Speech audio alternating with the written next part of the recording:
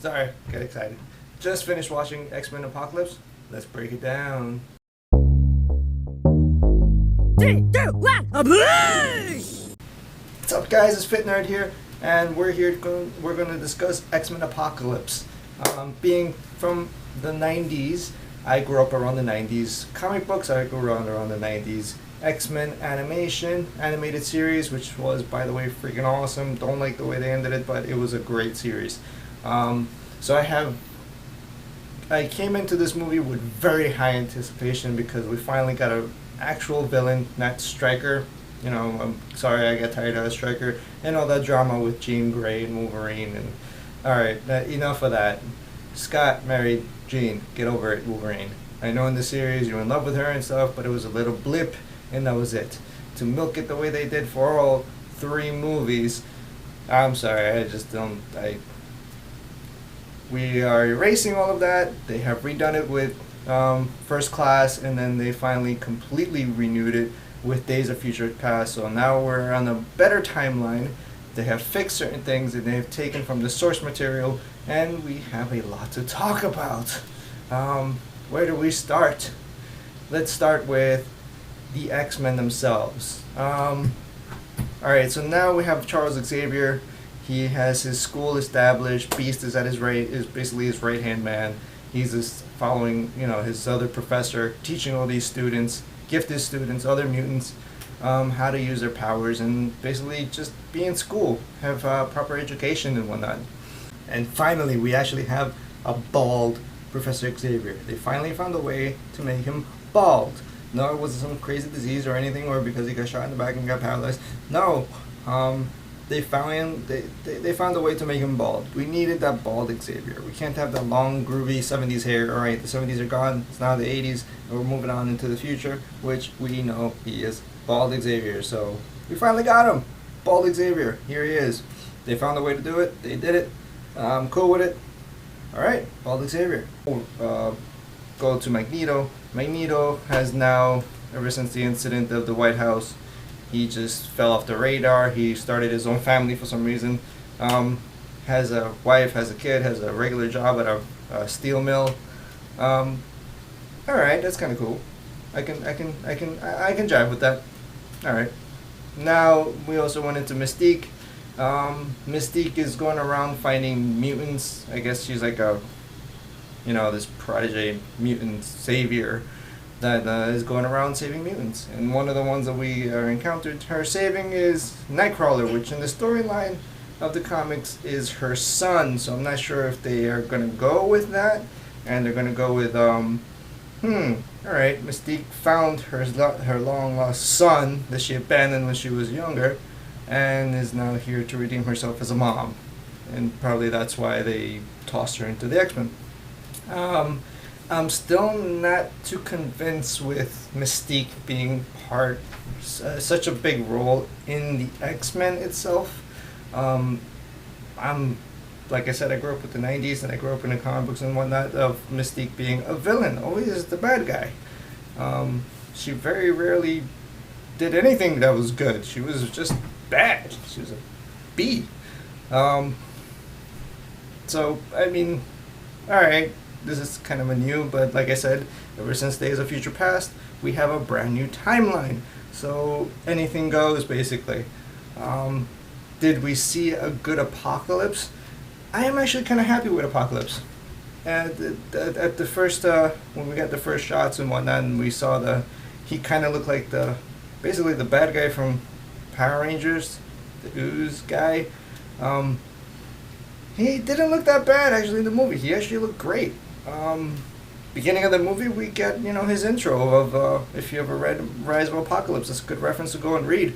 We go all the way back to ancient Egypt, and he's the ruler of everything, and he is considered a god, and he has 4 horsemen. He always has his 4 horsemen. His 4 horsemen at the beginning protect him at all costs. They basically all died because obviously people rebelled against him, and while he was being transferring his consciousness into the new mutant, he basically just stayed unconscious that entire time until present time when Moira McTaggart comes into the picture. what they did with Apocalypse. It was actually really awesome. That was great. The whole fight scene between them, that was awesome. They did kind of milk it a little bit as far as, Apocalypse wants to go around picking around 4 mutants, the 4 horsemen, the new 4 horsemen, which ended up being Storm, Psylocke, Archangel, and Magneto. Alright, completely different horsemen. Magneto definitely was actually, he did work with Apocalypse at one point in the comics, or in the animated series. I'm not so sure about Storm being there, but Storm ended up being a bad, she's just, we got the younger version of Storm. She was stealing stuff, and instead of Xavier fighting her, it was Apocalypse. Alright. I can jive with that. It's the movie, it's a cinematic universe, so let's go with it. I'm cool with the 4 horsemen. The 4 horsemen were actually really cool. They were all powerful. The Psylocke was awesome with her freaking, her plasma laser sword things, which we all were expecting. Her outfit was amazing. She was definitely Psylocke. That was awesome. She was badass. So let's talk about Moira McTaggart. Moira is Xavier's love interest in the comics. She was part of his past before she goes off and marries Banshee, which is definitely not going to happen because they killed off Banshee in First Class. So Banshee is definitely not her love interest or her husband. Who her husband is now, I don't know.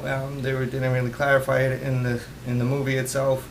They just stated that she did get married, she had a son with him, and now he's not in the picture anymore. That was it. Could it still be Banshee? I don't know. But the point being is that she has her son, and her son is actually a crucial part of the X-Men franchise, or is gonna be, or they should actually go along with that direction, because they can spin off into him being one of the problems. Because if you guys don't know, Moira McTaggart's son is Proteus. Proteus is someone that can control all of matter and pretty much everything around him and can manipulate it to whatever he wants. He even traumatized the crap out of Wolverine by tearing him apart repeatedly and then putting him back together, which just left him just useless for a good amount of time in the X-Men. So will they go with that? I don't know, but they did establish that she has a son and they have access to doing that. So that would be interesting to see in future movies, in the franchise itself. Now, as Xavier and his school, I did like how that is going. What I did not like is the little tiny use of Jubilee. A lot of us from the 90s have grown up with Jubilee as one of the main players in the X-Men. She is the youngest of the X-Men. She is also the closest to Wolverine. Wolverine is obviously not in this timeline that we're going with. I don't know how they're going to do that, but they definitely need to bring up Jubilee back into the picture and show her at least using her powers somewhere in there.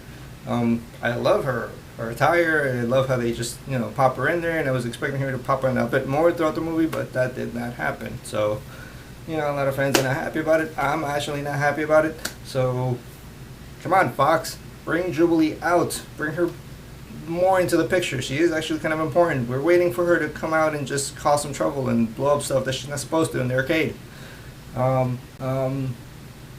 Now let's go into my most favorite part of the movie, which was they finally got a way to give us Weapon X. Yes, Wolverine as Weapon X, with the helmet, with this stupid little belt in his undies, and just berserker mode, which is awesome to finally see on the big screen as Wolverine just killing everyone in sight. This is what happened when he was Weapon X and he escaped. They managed to finally put that in the story and pretty much just bring it to life. I didn't really care how they did it. I don't care that the young X-Men were incorporated with Weapon X and stuff, because when Weapon X happened, it was just him in the program. Had nothing to do with X-Men. So I'm fine with it. It's a different timeline.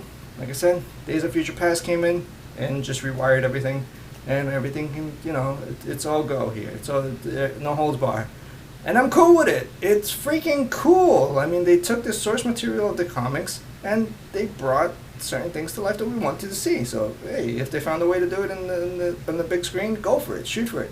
Just don't do what you did in here. Yeah, X-Men 1 and 2 and 3. Let's just put those away. Alright. Now that we have a new series, we have a new timeline, we have better villains, we definitely have more X-Men around. We have the younger version, the 80s. We are in the 80s right now. From the looks of it, they're going to go into the 90s, which is what we want, the 90s version of the X-Men. And let's talk about Jean Grey now. Jean Grey, they finally brought her to be the Jean Grey that we all know. She is extremely powerful. She still is a student. She still doesn't know her full capabilities of her powers. And Xavier is still teaching her how to kind of control her ability. Because if she does get out of control, she can destroy everyone. And I mean everyone. She is probably the most powerful mutant on the planet when she fully unleashes her abilities. And that is the Phoenix. From the Phoenix, they finally gave us the Phoenix we want. Jean Grey, when she unleashes herself, she becomes something called the Phoenix. And when the Phoenix comes out, ain't no one out there can piss her off, because if you piss her off, she's full of emotions and she will just kick everybody's ass or kill you. They did have that in, again, these right here, and they tried to go with the dark Phoenix of things. We got a new Phoenix now. We have the good Phoenix. We have an awesome Phoenix. Will we start seeing her in future X-Men movies, probably leading into the green outfit? I don't know. We haven't seen any really, outfits that actually match, except for the black leather that we always get, and we still pretty much have that. Alright, fine. Fox doesn't want to give us any cool costumes. They don't want to go. They give us Deadpool, so I'm happy with that. Alright, they give us the red suit. Storm has an outfit. They left it there. And now it's really gray and black on everyone. Fine, Fox. You don't want yellow spandex. I get it. But nonetheless, costumes look pretty cool. Quicksilver. Now let's talk about Quicksilver for a second. Quicksilver, I love this character already since Days of Future Past when he showed up, and they had a split second when he said, "Oh, my mom knew about a guy that did that with magnetism and had those abilities." And they emphasized that alright, they're gonna have the father-son relationship there. My question is where is her twinsy? She's with the Avengers right now, so I'm not sure if they just don't have the rights for her, and now it's just gonna be a single, just himself as a single sibling. I don't know how they're gonna incorporate that. As far as the character itself, I love how they've evolved him. He is an awesome part of the X-Men right now. They did give him that moment where in Days of Future Past, and he's going around supersonic and just saved Magneto, Wolverine, and the Professor, going at high speeds and made everybody knock each other out. In this one, they did give him a whole scenario just like that. He saved everyone again, and it was a bigger part this time. So I am super cool with how they did that. I'm a much bigger fan of this Quicksilver, the younger version of Quicksilver. Now he knows in here that Magneto is his father. His mom finally came up to him and I guess told him the truth about things, and yes, that guy that's destroying the White House right now is your father. So he knows.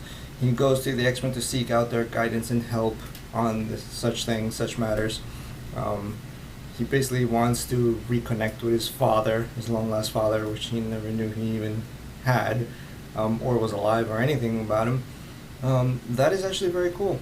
That's gonna be a cool dynamic. Will he ever tell him throughout the next movies, the next series of movies of the next X-Men movie series? I hope so. I hope that Magneto comes to terms with, oh, you're my son. I guess I have something else to live for now, instead of being just this evil bastard that's just going to destroy the entire planet all the time. Now let's break down as far as how they went about mixing everything up, and good guys became bad guys ended up becoming the good guys.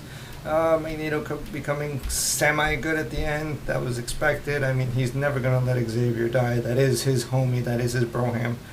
Even though they disagree in certain things, and they debate on how mutants and humans should live amongst, the entire planet, they are still not going to kill each other. It never led to that.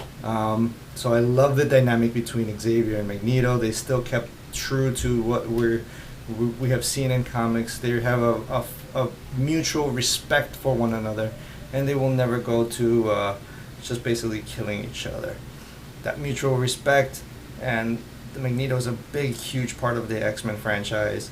Just like as a villain, Apocalypse was a big part of the franchise. Where are they going to go next? So they gave us Phoenix. We know they might go into that direction. We have Moira McTaggart. We might go in that direction with her son being a problematic, not necessarily a villain, but he just can't control his powers and basically just can kill everyone. Or the ending credits, which I will talk about in another video. The ending credits are definitely a sign for where they're going to go for the next villain. But they have a lot of Easter eggs here. They have a lot of source material that they can just go into the next movie. Did I love the movie? I'll admit, I did not fully love the movie. Did I like the movie? Can I watch it again? Can I, was I cool with it? Yes, I am very cool with it. The special effects were great. The storyline was actually really good. I just wish they brought more Jubilee, and I wish they would incorporate a little bit more Wolverine, but he's going to be out of the picture soon, and we already know that they're already making Old Man Logan in the next X-Men, the next Wolverine movie, the last movie that he's contracted for, and he just wants to opt out. We're going to go with Old Man Logan. So we already know that. So as far as the X-Men having more Wolverine, maybe they might have a new actor. Maybe they might bring him in every so often as far as a cameo. I don't know. Let's see where they go. They have a lot of different openings here. They definitely piqued my attention as far as a fan for the X-Men in the movies again. I am very happy since they brought First Class and then Days of Future Past and now this. They're going in the right direction. Yes, you guys are going in the right direction. Good job, Bryan Singer. You're going in the right direction. Keep going with it. It's freaking cool. It's good. I love it. It's fresh. It's new. And it's definitely honest to the source material. So keep up the good work on that. Almost can love this movie, but I'm not going to go full A+. I'm just going to give it a B+ for those little nitpicky things as far as being one of the 90s nerds. So that's my opinions, that's my ideas as far as where they should go with things. And if you guys agree with this, then comment below. If you disagree with it, comment below again also. Let's start a debate. Let's nerd talk here. Let's rant if we have to. What did you guys think about the movie? Did you love this movie? Did you like this movie? Were you okay with this movie? Let me know. And also check out our hero shop. Don't forget to check out our hero shop where you can get cool shirts like this. And we have them all available. Click the subscribe button, like our video, share our video. Peace out. Fit Nerd.